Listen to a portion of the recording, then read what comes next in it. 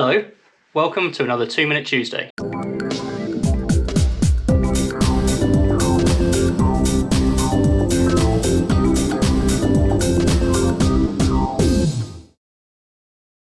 Today I'm going to be changing the rim brakes on my bike, also known as clincher brakes.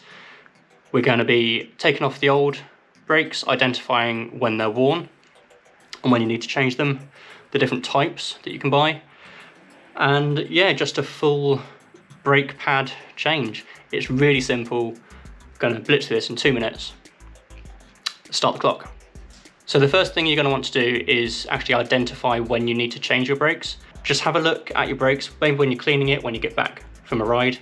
The brake pads themselves have grooves in, which just allow the water to run through. If they're worn, then there's nowhere for the water to go, your brakes become less efficient. My brakes are long overdue a change.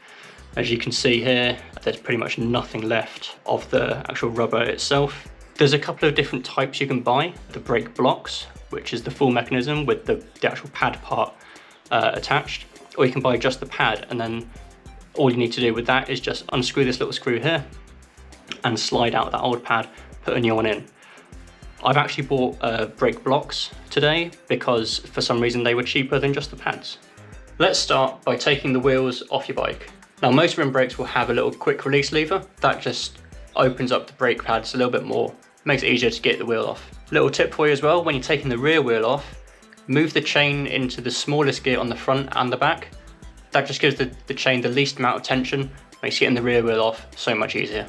To remove your old brake pads from the bike, super simple. Once the wheel is off, there's a little Allen key, just undo that, and then they'll slide right off.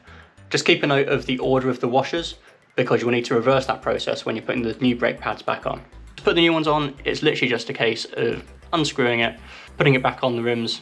Just put them on loosely, you don't have to try and make them perfect before even putting the wheels on, and then put the wheels on themselves, and then we can go into actually adjusting the brake pad positioning. So what you might need to do when you're adjusting your brakes is just loosen the brake cable a little bit.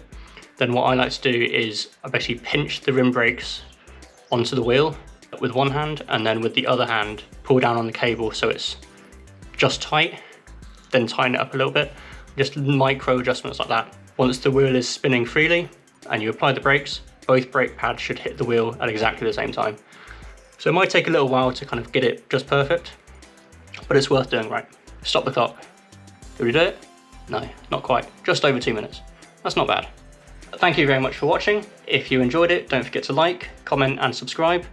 And if you like this 2 Minute Tuesday series, make sure to click on the playlist that's linked at the end of this video. I'll see you next time. Bye!